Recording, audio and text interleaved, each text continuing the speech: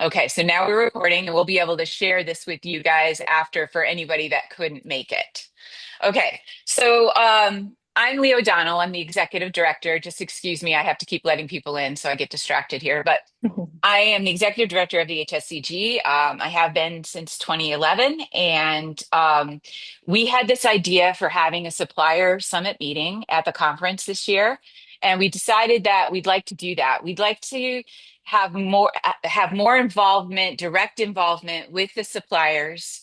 And work with you more directly. And this is one way we're going to try to do that is by having these meetings. And we're thinking maybe we just do them twice a year where we just all check in, we'll record it, and that way, if you can't make it, you can still, see what we've been talking about. So that's the idea behind why we wanted to do this meeting in the first place. Um, so the HSCG is in a little bit of a flux. Things are changing for the industry, and we realize that. We um, we have taken stock of everything that we have done to get us to this point, to grow the membership, to grow the conference, and we feel collectively as a staff that we need to step it up and meet the moment that we are being faced with at the right now. And that means that we need to modernize and we need to expand. So I have a goal that I've set for myself right now that I want to double our membership within the next 3 years. And we have put some systems into place to make that happen. So we wanted to fill you in kind of on what we're doing and what we are focusing on so that you feel like more connected to the trade association and that we also can get your input and feedback on the things that we're proposing to do. So, one thing we want to do, like I said, I want to double the size of the membership. We want to reach the untapped potential that we can. Due to my work in advocacy, I worked for 14 years for advocacy for the Guild, and I know that there is somewhere between 4 and 500,000 businesses in the United States alone making and selling handcrafted products. Um, we only have a small fraction of that, as whereas you all too have small pieces of that.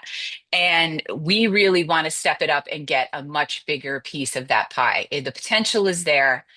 And the reason that we haven't is mainly because of our advocacy work. So for the past 14 years, a lot of our budget, millions of dollars, have gone towards advocacy. That's now done. MOCRA passed in 2022, and we've been able to pull back on that budget a little.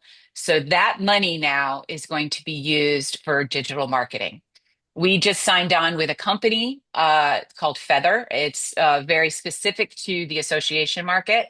And we are about to launch a very, very targeted, very meaningful digital ad campaigns for both the membership and the conference. We're going to be starting that within the next month or so. You'll probably be seeing our ads as well when we start that campaign. But we're really excited about it. We've never really advertised, and we certainly haven't had a really cohesive digital advertising campaign.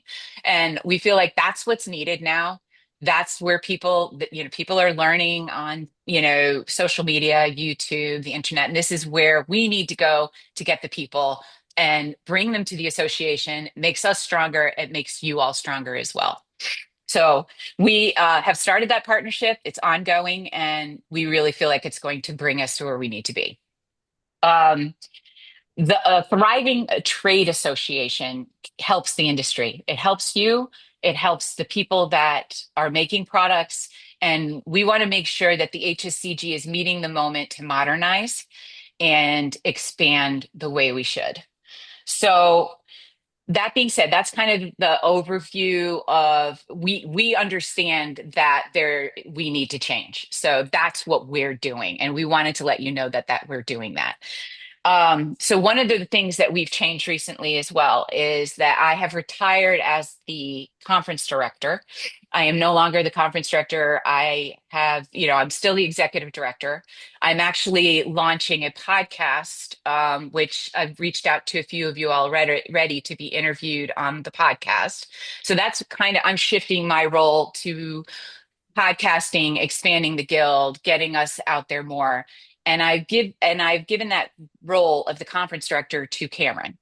I feel like Cameron has a handle on the conference. She has a planner brain. You have to have a planner brain in order to put it on, and she does. But she's also got a lot of ideas and a lot of youthful ideas that I feel are needed to take the conference to the next level. I feel like she's really the person that can do that. So I'd like to turn it over to Cameron, because she has some things that she would like to discuss, and she also has some questions she'd like to ask you about the conference as we look to modernize the conference and make it better as well. So I'm going to turn it over to Cameron. Thank you, Lee. And thank you everybody for coming. I know, we've all gotten in-person interactions at the conference, most likely, because this was all of my email contact list. So thank you so much, everybody who showed up and everybody who takes the time to watch this recording after. It means a lot and it's going to help our organization a ton working together.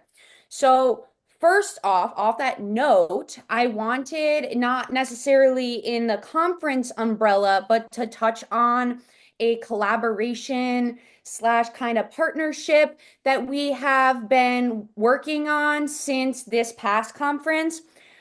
We had the idea with AFI, Aromatic Fragrances International, and I think I saw Izzy here, to have me go visit their facility and film some content. And we ended up filming 2 days worth of tutorial videos. We did soap, we did lip balm, we did body butter, all this other stuff, and just some promotional shorts for both the HSCG and their company. And I just wanted to extend the offer to the rest of the companies that we're involved with, the rest of our vendor members, or even our consistent conference attendee exhibitors. And so I can either come to you and we can shoot videos, or we can just work together virtually and shoot some stuff. Or we could do, like email campaigns, whatever you guys want to do. The HSCG would like to work with you on our marketing, our networking in the industry, and so on and so forth, and just like giving out our knowledge as well. A lot of you have great ingredients, equipment, what have you, and we can showcase that in these videos and then spread it to our members, as well as being able to spread the HSCG to your customers and your customer base. So it's a win-win in that sense. And it's also a lot of fun. So if you guys are interested in doing that, please email me after this meeting and I would love to visit or just work with you on that. And my email, most of you have because you got the invite through it, is codonnell@soapguild.org. And I will be emailing you this video at the end, the recording, so you can even reply to that and be like, hey, I would like to work with you. So now let's get into conference.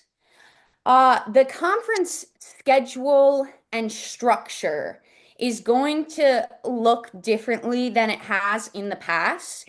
It has the same heart. We want to keep the same energy of the conference. We want to keep the legacy of the conference intact. None of that is changing. But the conference as a whole, I think needs a little bit of a powdering, just on the nose, and it's not because of any issues that we've had or anything like that. It's really just to fit the space that we have moved into in not only the industry, but also just the space physically in our hotel, in our venue this year. So the first day of the conference has always been this is day one. Some of us call it day zero. But this is our April 13th for 2026 is what we're discussing here. It used to be intensive seminars, and you would sign up as an attendee, pay an extra about $89-$90, and you would get a 4 hour intensive seminar, workshop, hands-on workshop from a speaker. And the HSCG would be the sponsor of that. We have been tossing around the idea of trying to change the integrity of that day, just that first day, and making it into a supplier day for your companies. So it would be, we have two options on how this might work. In my head, it looks one way, but maybe to you guys as, owners of these companies who would be ultimately supplying this or participating in this day, and you're the stars of the show, might have some input on this. So we wanted to extend it to you and see what you think. So we have this giant expo hall this year in 2026. It's massive and we want to split it up, but most of that space is going to be allotted to you as the exhibitors.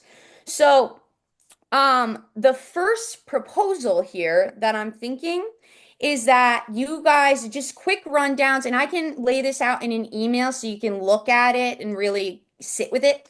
Uh, but the first proposal is to do setup, your vendor setup on that morning of the 13th from 8 to 10. You only have 2 hours. So if you don't finish, you can come back to it later because we won't be opening the vendor area if we that day if we set it up like this. Then we're going to run vendor or supplier sponsored sessions. So it would be like speaker sessions. They would still be, I would like to get some hands-on workshops in there, but they would be supplied by your company and they would be based off of the knowledge or the product that you have. And so say, you're a fragrance company, you might want to teach a class on fragrance, or if you do like candle science, you guys always do every year or in the past few years, a candle hands-on workshop. That could be something, but it's all sponsored by Candle Science. So these would be 2 hour sessions that would run from 10 to 12. And then we would have lunch from about 12 to 1:30, a little bit of a break, and then we would run another group of sessions from 2 to 4. And after 4, I'll get I'll get to that. But essentially the first day would be classes provided by you guys. You could even, if you don't have somebody in your company, you could take a speaker that you know you like and sponsor that speaker to speak that class. We would only have a few slots if we did this way because the space that we have, we would have to pipe and drape it, the expo area. So you would still have your exhibitor area in the back of this expo hall, but it would be blocked off. There would be a hallway in between. This would all be with pipe and drape because, mind you, this is just one big area allotted to you guys. We also, side note, this year we're going to have volunteers that will be standing in the exhibitor area to watch your stuff because we've known that to be a problem now. Um, but you're going to have your exhibitor area on the back, and then we'll have our class sections that would be set up so we could have about 4, possibly 8 classes running at one time, and it would run for 2 hours. You could split that time up, or you could just do the full 2 hours. And I could have this all laid out on a schedule and on our website so that it would be cohesive for you guys to be like, oh, yeah, I'm going to pick this one, and then we can advertise that class and so on and so forth. The second idea or layout would be the same kind of thing. You have your sessions, but we wouldn't start the day until noon. So that would allow our attendees to not have to, or even you guys, to not have to spend the night in the hotel if you don't want to, because you would have that full morning up until noon to set up your exhibitor area, set up your booth, everything's all ready. And then you start, and we have some sessions. It wouldn't be as many sessions. So this would be, kind of, it would be a lot like intensive seminars that we've had before because that they would have to run a little bit longer unless we split it up by 1 hours and we can, talk about that. If we have a lot of participation, if you guys listen to this idea and all of you are like, yes, we want this, definitely, then we're gonna have to split up the space more and split up the classes. But if only a few of you want to do this, then it's going to be more like an intensive seminar day where they're going to have to pay extra because what's going to happen is that if we set up the day like our first exhibit A example and have that lunch, we're going to have to pay for that lunch. And that has been paid for in the past by the attendees that have signed up for the intensive seminars. They would pay that extra $90. We would get about 100 attendees at that lunch, and then that would be all set. They had already paid for that. If we integrate this into the conference schedule, then that lunch has to be sponsored. Could either be sponsored by the HSCG or sponsored by you guys. If you want to team up, sponsor the lunch, sponsor the day, however you want to, if you want to do non-competing companies.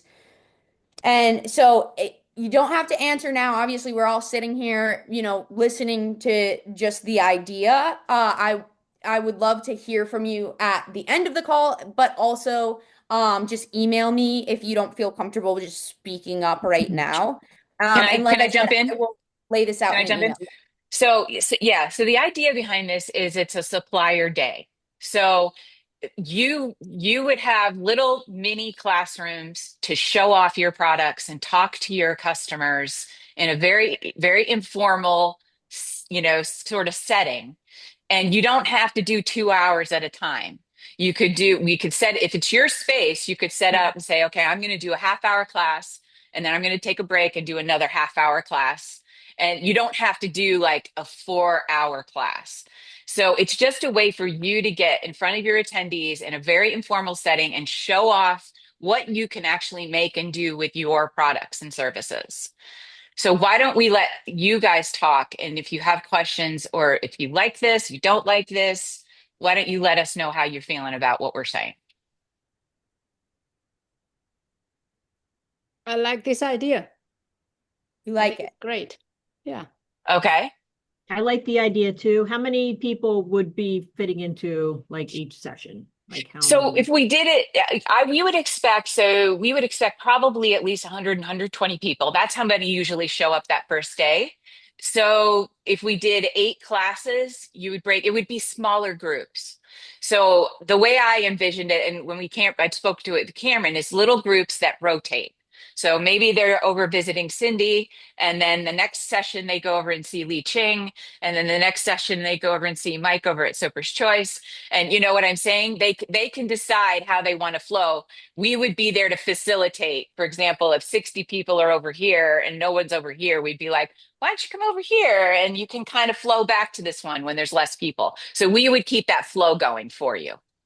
So Okay. those attendee, do they have to sign up first? How are we going to get audience? Good question. I think we get the audience by if we come up with our cohesive plan and then we advertise it. We're not going to charge them extra for it. We're going to tell them this is available to you. Also, Cameron has an idea for how to close the day out, which I think is perfect. So we would start advertising. If you all agree, yeah, this is what we want to do, we would start advertising the first day of the conference as the supplier day, and then they would understand what's going to happen. They'd actually get to see your products in use, which I think is really good for your selling. So, Mhm. So at the Um, end of it, you get a lot more quality time with the attendees off the get-go.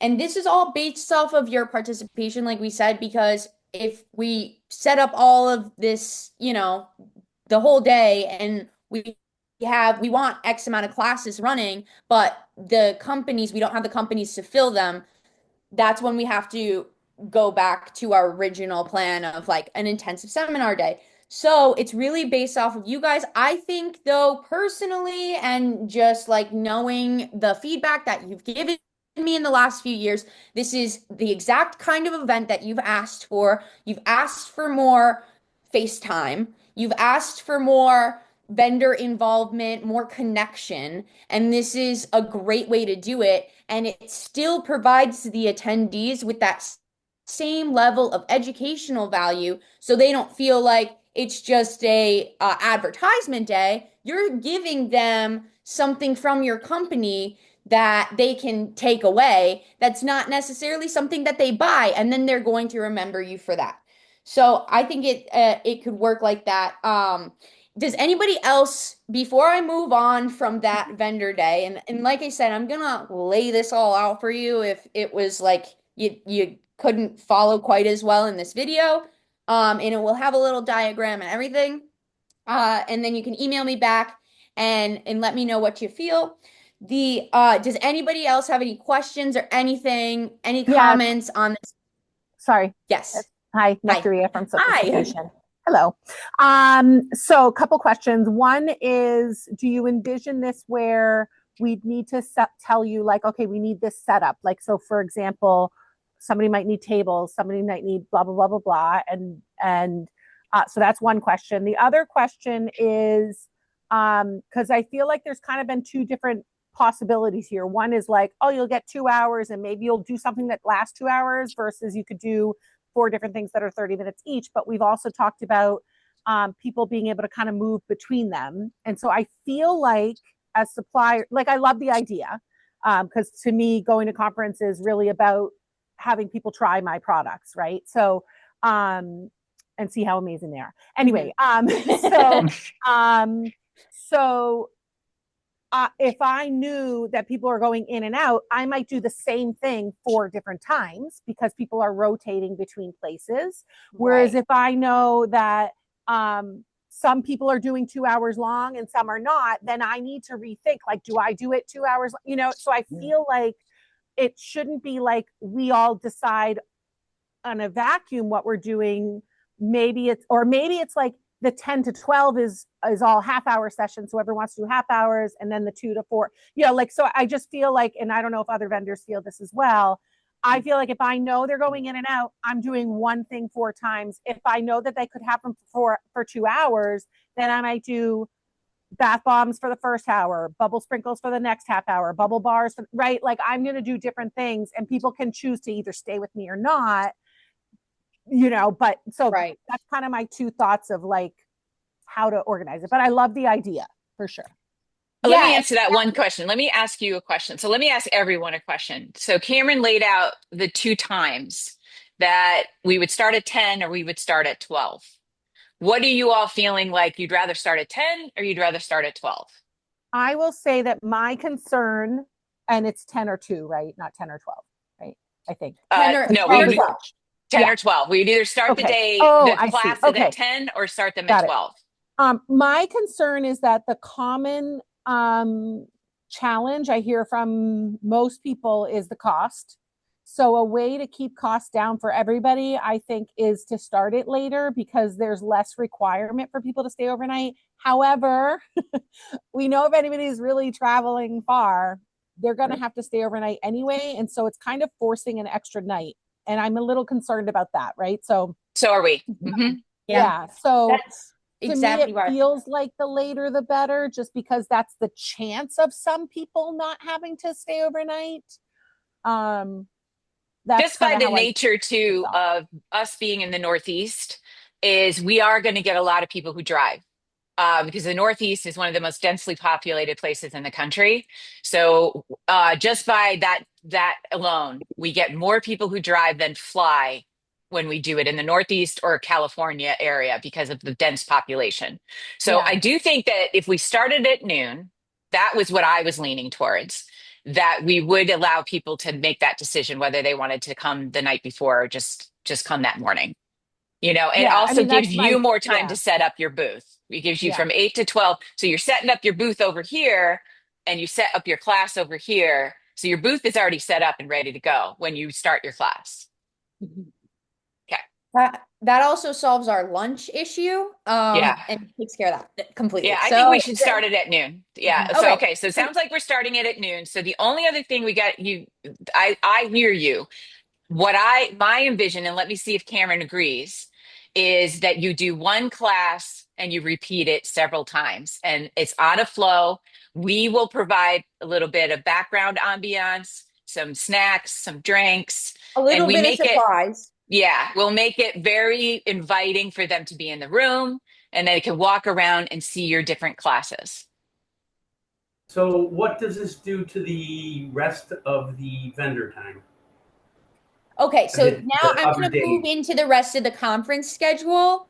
As long as you guys are set on that I, first day. I have one more question Yep. for you. Since this sounds like the classrooms will essentially be in drapes, what are we imagining like for sound issues? Like if we have multiple classes running and there's not actually like walls or anything? So that was also a concern of mine. This I, room is so big, though. I think we can space you out enough. I Okay. do. And I also don't think we use audio. I think you'll have small enough groups of 20 people, 20, 25 people. You can probably just talk. You won't need a microphone. So I Awesome. don't think it would infringe as much. Yeah. Go ahead, Cam. Yeah. the other thing is that when we put together these classes, I'm gonna need kind of a little bit of a rundown. It's not gonna be as involved as if you were to put in a speaker proposal and wanted to do an entire 60-minute class, but you're gonna have to let me know, like, this is what I want to do for this amount of time, what have you. I can help you with supplies, and even better if you let me know what you're doing. And then that would also help me, like, if we have a somebody who specifically needs a quiet area, uh or somebody who has, some loud piece of equipment, and I can start spacing the area out like that, and that's all gonna help me if you guys let me know. And we won't put competing companies next to each other. We'll put, we'll space you guys out. So, Yeah, the only other thing I just want to throw out there is so I agree. I think it should just be also just from a planning perspective, like to have four different ones would be kind of crazy. yeah. Possible, but a lot. But I think we will need to know, like, is it really 30 minutes? Because people will need 5 to 7 minutes, let's say, to go between different things. So if it's 30 minutes, then we really need to plan for 25, right? Which includes blah, blah, blah, blah, blah. So I don't know if it makes sense to do 4 half-hour versus like 3 40 minutes. You know what I mean? Like, I feel like that might, and maybe that partly also, as we think about it and get back to you guys, like thinking about what would we do, how long do we actually need, and if people are like, I really only need 10 minutes, so 30 minutes is fine. But for some, 30 minutes might be cutting it close, and right. So I would just question whether really 30 minutes is whatever.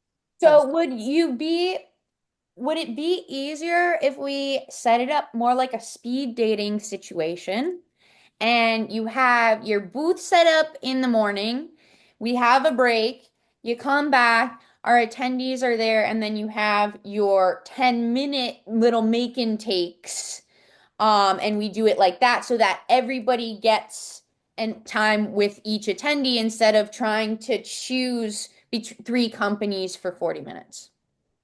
I think that my personal thought is I'd rather do three companies for 40 minutes just because it's a more quality time than, like, you know, and what I envision is some people are going to want to stop and chat and whatever, right? So people don't want to just be going around. So I mean, I'm not the only one. This is obviously open, but my thought is more 3 40 minutes than, which would give me time. If I had 30 minutes, and I know I have 30 minutes, I know I got 10 minutes for anybody who wants to sit and chat with me, and I don't got to be rude and be like, hey, I don't know, I got to go. Don't talk to me now, right? So that's kind of my thoughts. Absolutely. Does anybody else have any input on the time length of the classes? I think I would prefer 40, 45 minutes also. It just, especially if you have to clean something up or something, like it gets a Okay. And little we bit would tight. have helpers for that too. So Yes. we would have our whole team, which is about 25 volunteers, and we would help you with that. We would help you with cleaning, staging, getting ready for the next class. We would not leave you hanging on that at all. Cool. I would also love it. I know that I am very spoiled. We have a large lab staff, I think, in comparison to a lot of companies. I would love it if we had the option to not do the same class all 3 times, Sure. if we could mix it up a little bit. So Yeah, I sure. know not everybody can do that, but Mhm. that would be great for us. So I think the next step on this, and Cameron and I can meet, is we will come up with a mock schedule and share it with you. And that way you can give us feedback on, okay, that seems like it's going to work. I could work with that. I could do my demonstration, have a little time to talk, give people a bathroom break, and let them shift. So I think Cameron's speed dating analogy is the best thing I can think of right now. That's exactly what it is. Because when you're in the vendor area and during the breaks and stuff, it's hard for you to focus on a group. It's hard for you to showcase your product. You're really meeting people and answering their questions. So this would give you that, this is my product line and this is what you can do with it. And that's what makers want. They want to see, what can I do? How can you help me? What can I do with your stuff? How can I improve my company? So that's the idea. I Maybe think the the next step event is is called speed making.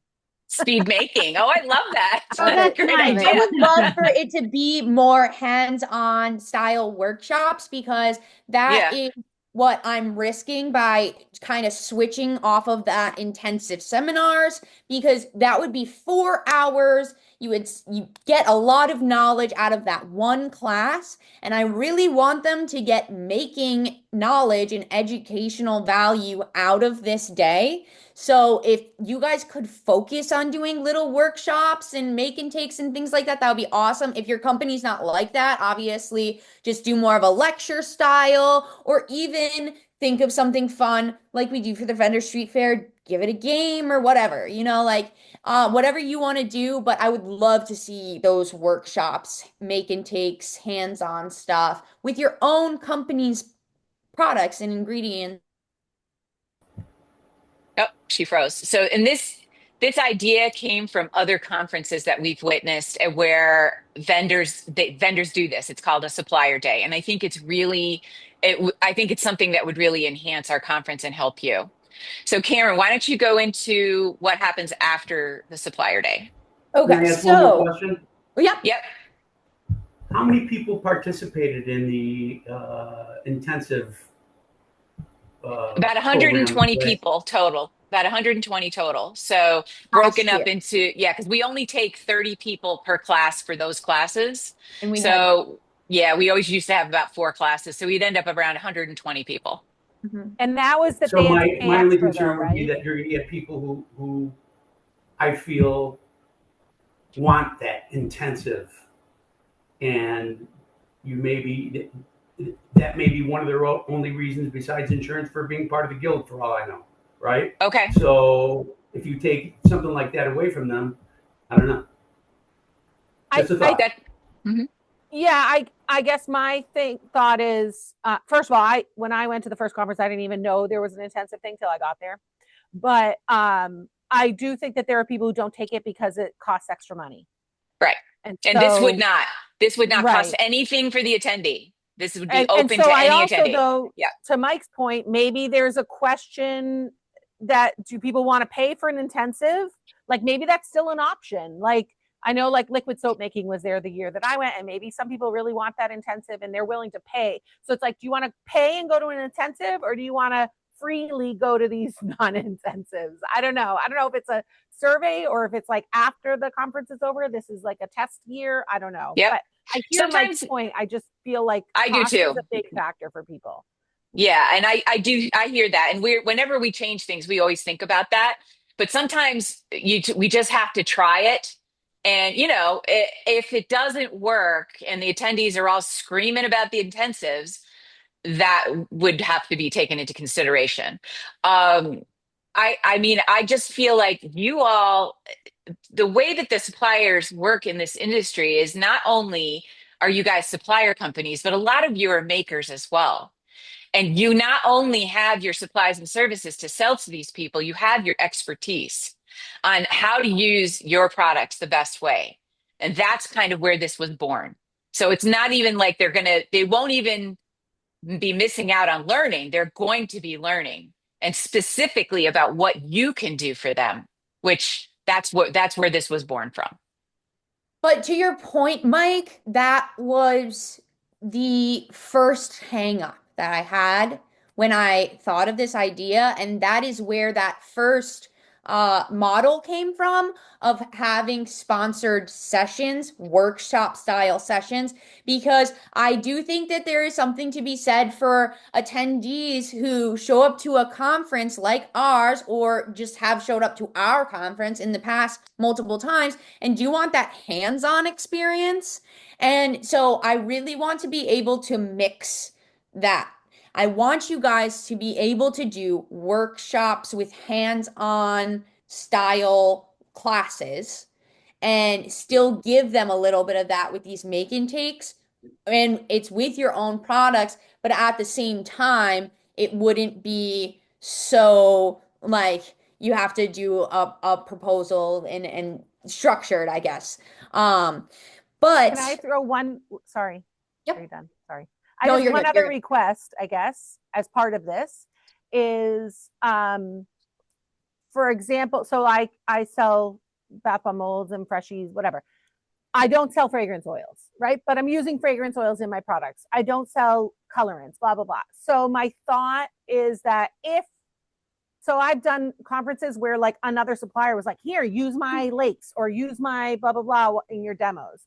Absolutely. And so I Yep. guess what I would ask is maybe before the conference, once we all have everything figured out and planned, maybe there's a place where we can put like, hey, I'm going to be teaching bath bombs, whatever.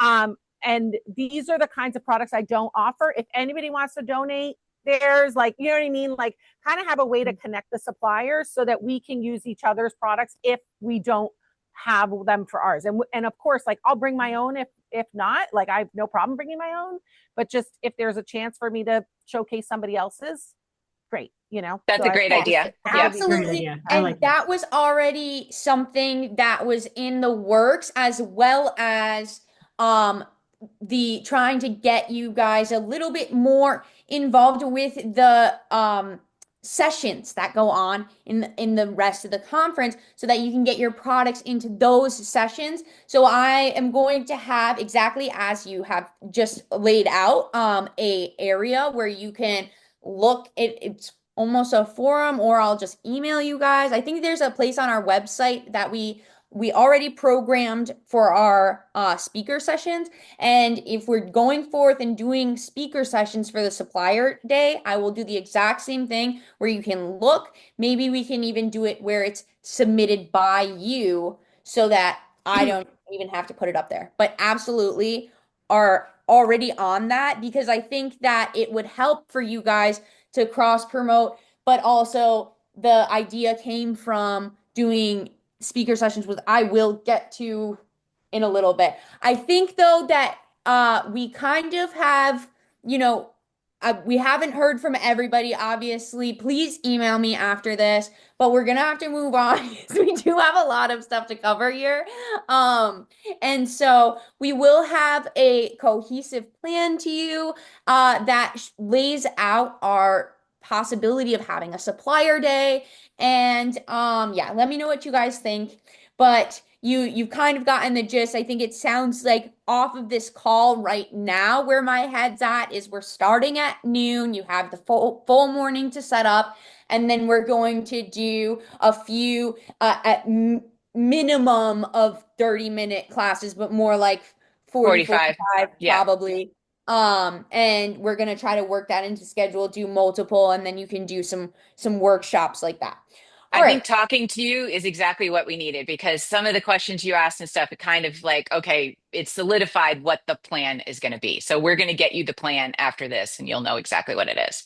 But yeah, go ahead, Cameron, with the what happens with the rest of the vendor time.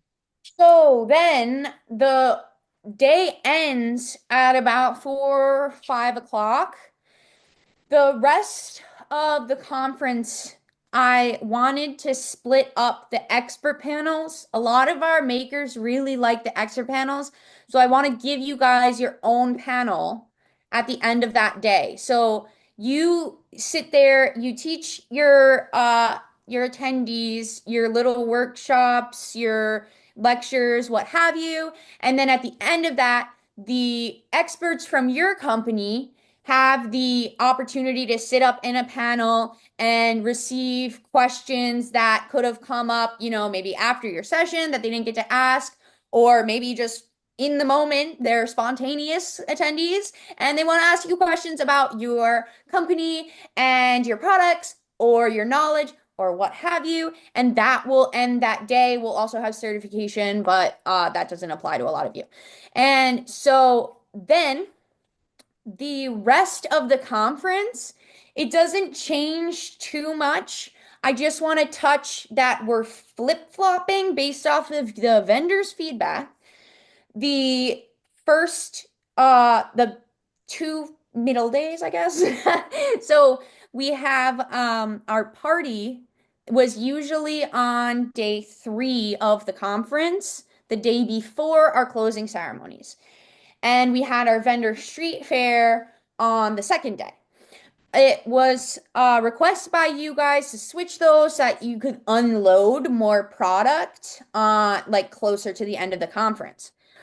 So we did that, and we're going to have our big blowout party for costumes and everything on our kind of first day, but second day after your vendor day. And then on our third day, we're going to have our vendor street fair, just like we've had it. No need to fix something that's not broken. That has been working great in the past few years. Every year that we've done it, you guys have said it's just a wonderful event. You get a lot of business. You got a lot of positive networking in, and we're going to do it exactly the same this year. I'm going to be prepared with more games because you guys like made me, make up games on the spot. I had to do like soap balls and stuff this year. So anyways, So how do you guys feel about sorry, that? I'm How do you sorry. feel about that? So we're switching the main events, the two parties, and making the vendor street fair basically it would be on the 15th of April. Would that then be the closing event? Because then my concern is Yes. that I Yes. am not that No. old, but sometimes feel very old, and that's exhausting to So then that close is my booth up that night. that's the Right, option. right. Yeah. So the option is that we're tossing around the idea of being that's it. Yeah. That you have the vendor street fair and then you can pack up your booth or you can have the next day to pack up your booth. But essentially the vendor area would be closed. You wouldn't be open on the last day of the conference. And then you can use the last day of the conference if you're still there to like network and what have you. Okay. But we could stay open if you guys, a majority of you are just like, no, we need that extra day. It's our favorite day. We love that day.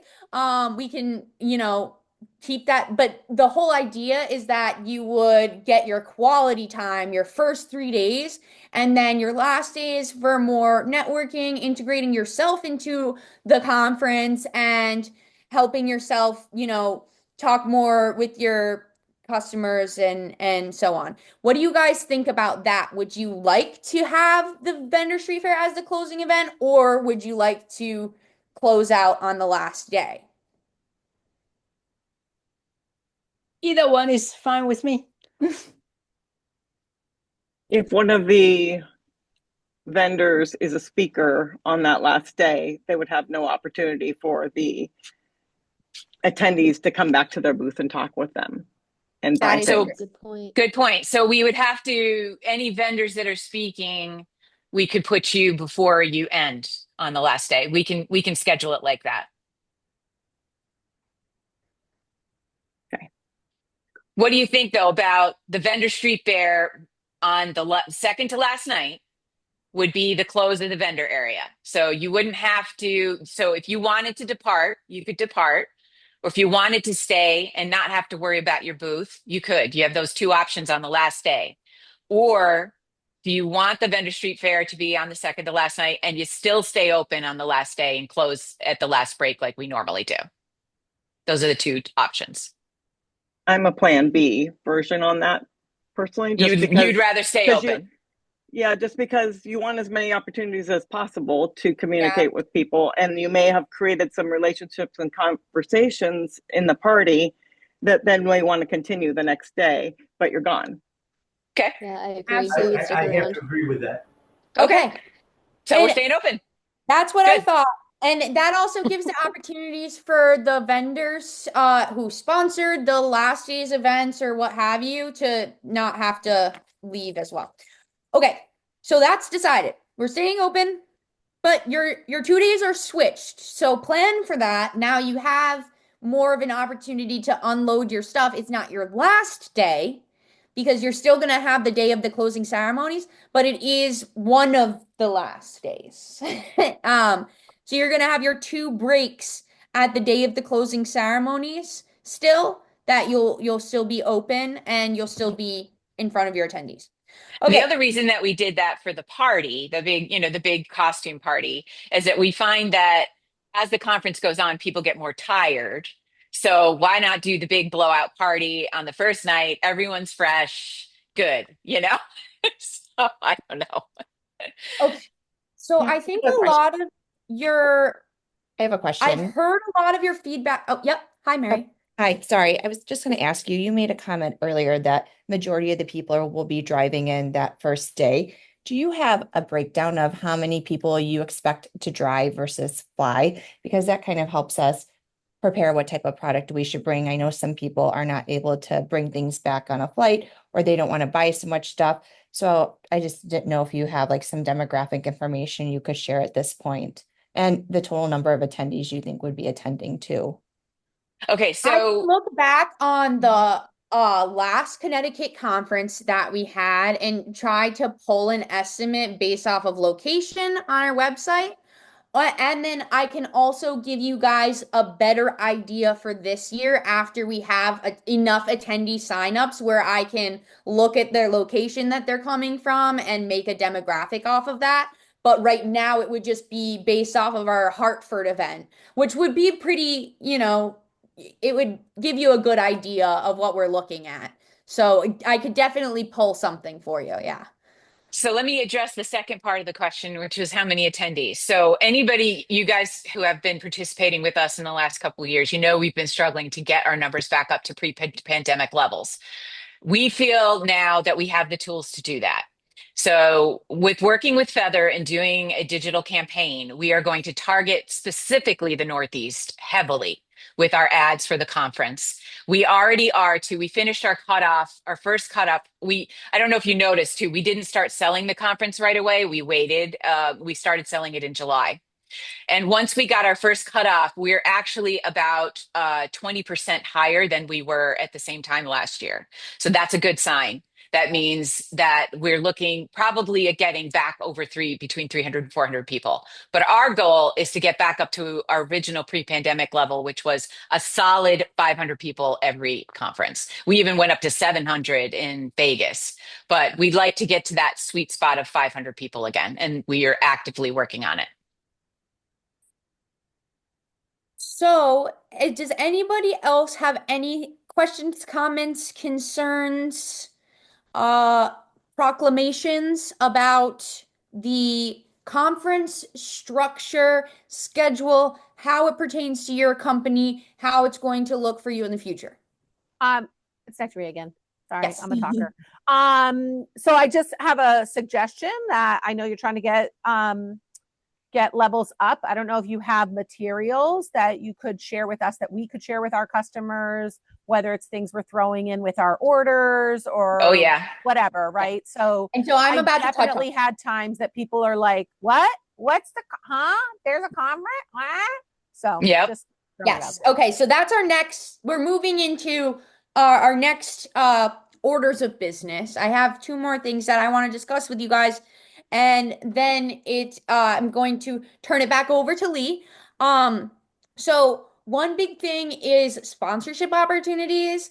I have heard from a lot of you guys that you want to get involved with our sponsorship opportunities. I've even had issues where I'm having overlapping sponsorships where one company wants something that another company has already been grandfathered into.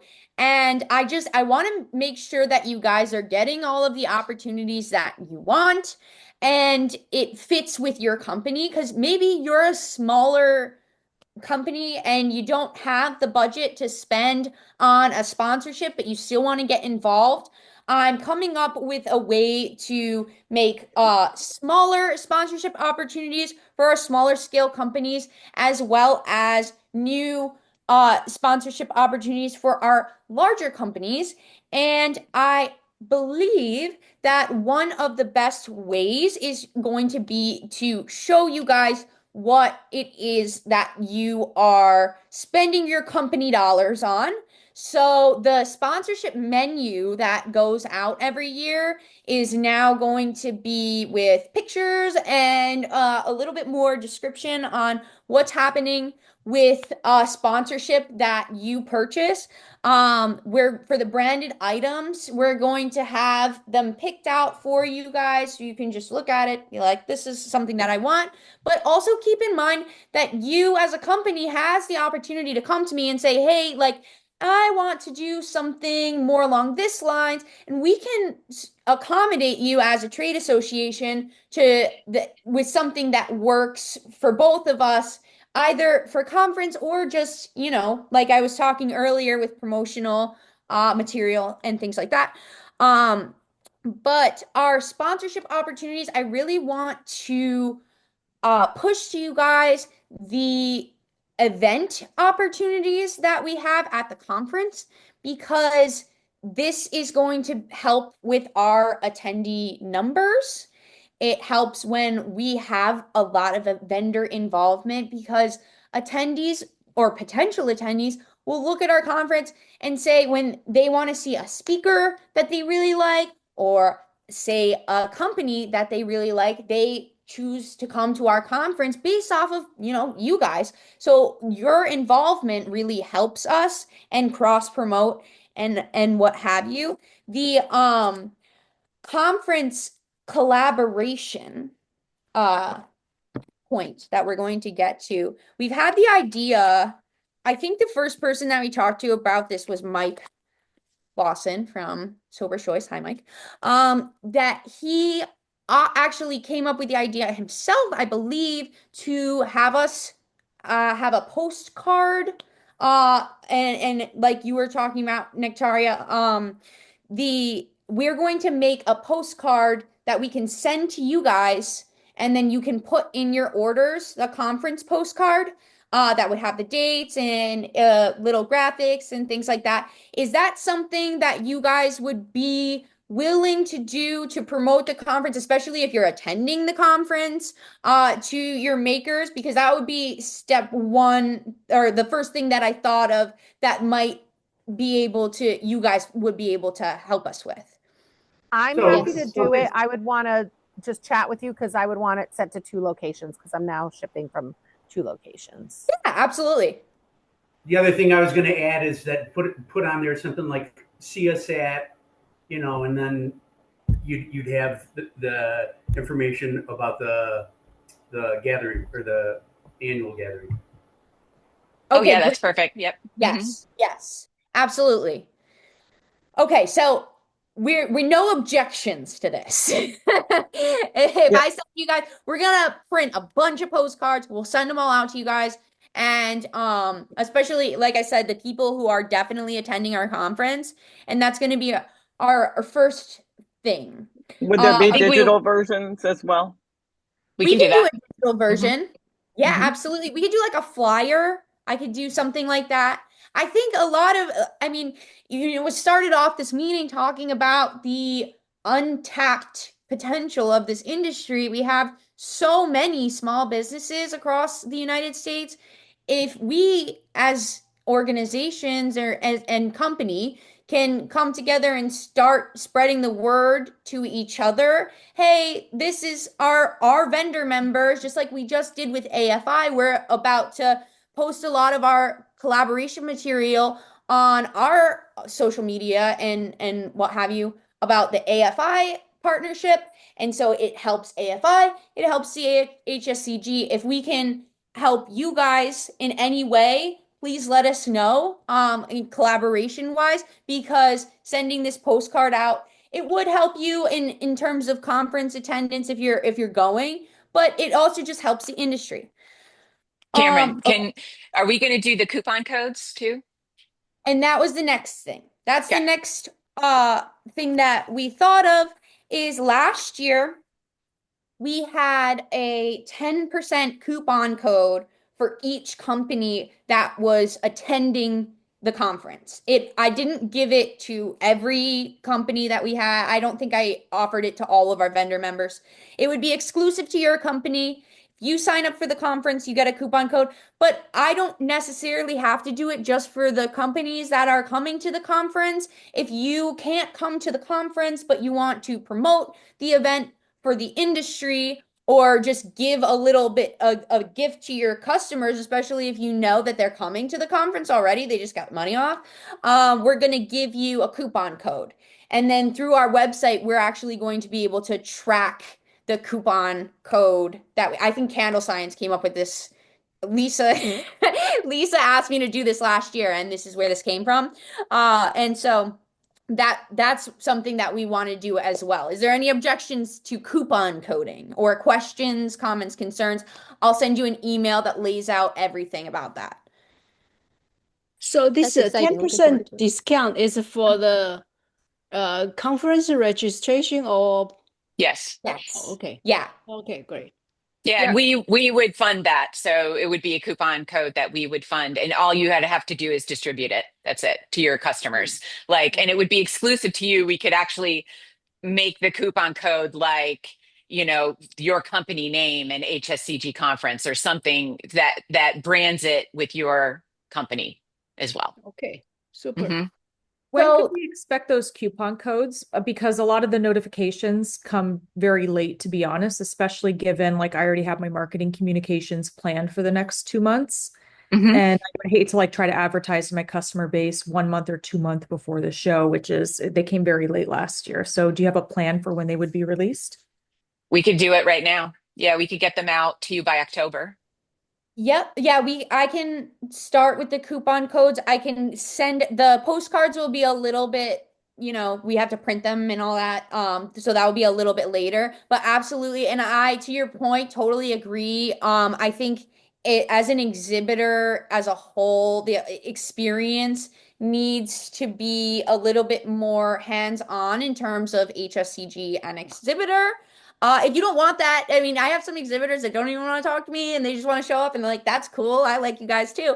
But if you want like more of a hands-on experience and you want more information, please, I would like to start doing meetings, but also we're going to have our exhibitor registration open on our website in the next few weeks, which is earlier than we have in the past. And that is going to give us the opportunity to then understand who's showing up to the conference and send you out that information and promotional materials a lot sooner. So the last couple things I have is goodie bag. I would love, and not just for me, because I just personally don't just love the goodie bag every year, but like for the attendee experience, the goodie bag, I'm not saying it's been lacking. I'm just saying that it needs some love, okay? And this is something that the attendees really look forward to, and it can be something very simple for you guys. A goodie bag donation does not have to be complicated. You can do a sample, but you can also do just a little, tiny item, promotional card, what have you. It should be something of substance so that the attendee can grab something from your company and feel like they have a gift from you guys to be hello. But the goodie bag, it needs some heft to it. And so I'm going to be pushing that a little bit more for you guys, because that really just is from your company to the attendee, and they absolutely love it. And that was in our conference surveys that we had, that they're missing the goodie bag love that was provided in future conference or past conferences. And the last thing I wanted to say. Oh, Cameron, Valerie has a question. hi. And I'm sorry I didn't know joined you could late. I raise had your hand another like that. call. like Yeah. hijacking everything. For the goodie bags, I think the challenge is we donate every year. We're happy to do that. It's great. The challenge is we have an early deadline to submit, and the number that we're projected, given your attendance projections, is often like 100 units higher than what it actually is. And it's just very expensive to contribute to the goodie bag. It's like when you add up the cost and the postage and the lost retail value ends up being like a few $1,000s, to be honest. So is there any way to get a later deadline date with more actual numbers so that we aren't Yes. shipping 100 units that we don't get back? Yes, we can totally do that. Okay. Yeah. I think And that it would be really is. easier, and maybe other people, it would be easier for them that way. I guess my suggestion on that too, on the goodie bags, and I'm gonna Oh, did we lose her?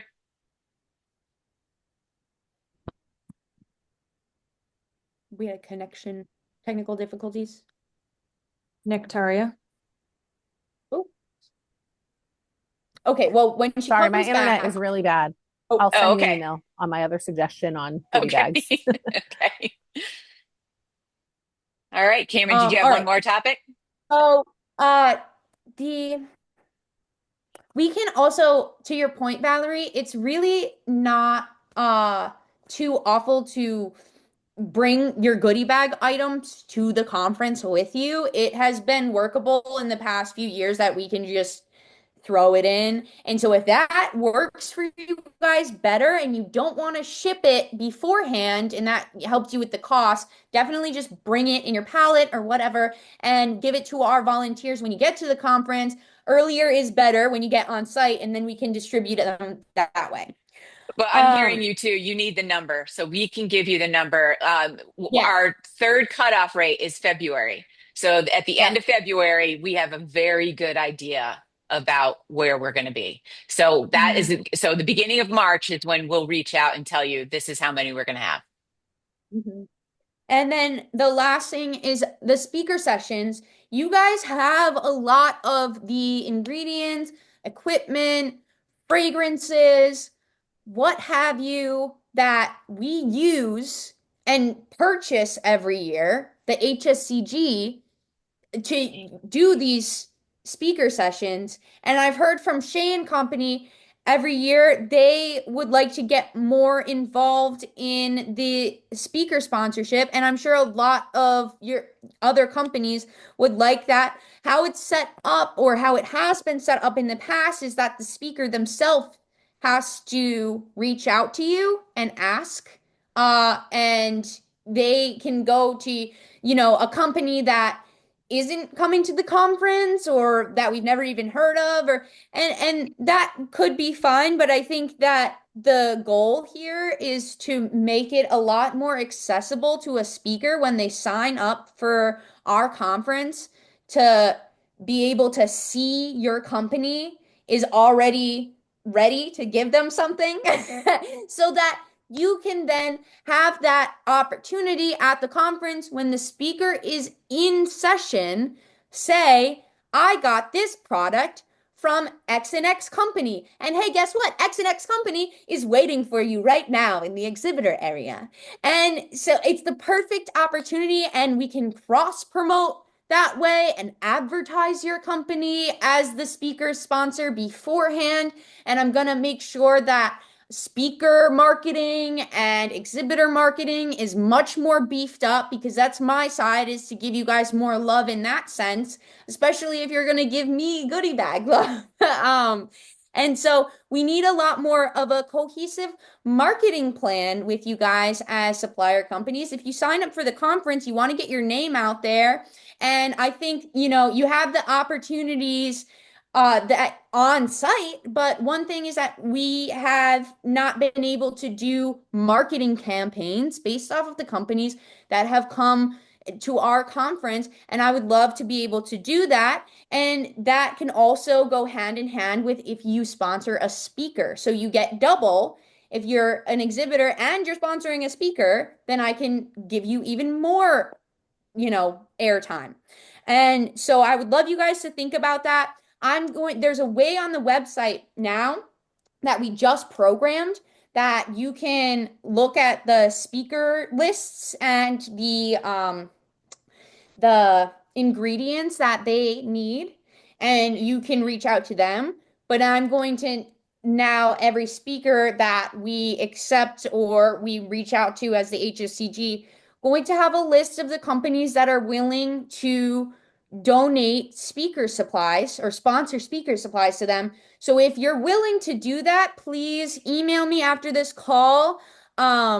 Because that's how I will make a list. I mean, we don't necessarily have to talk about. I'm sure you guys are, willing to get more airtime. So just email me after this call. I'm going to make a list that I'm going to come back to, and I'm going to be able to say to the speakers that I talk to, hey, this is who we have. And I would love for you to have your best contact or your website or what have you. Just email that to me and I'll make a spreadsheet and I'll get that sent out. And those are the companies that I'm going to say, hey, this is a company that you can go to get your supplies sponsored. And that is all from me. Is there anything in that I have said here that any of you would like to question, comment, or concern before we move on back to Lee? Yes. Valerie? Yeah, sure. Lots of great things, and I missed it, so I missed the beginning, so I look forward to the recording. Is there an opportunity at the conference to gather some metrics to see how all the asks of the vendors have led to increased attendance? Because I think ultimately that's the goal, right? Is how do we increase attendance at the conference, which generates revenue? Aside from the coupon codes, which look like they could be trackable, is there something that you guys can do to let us know what our increased efforts, which increases spend on our end, leads to that?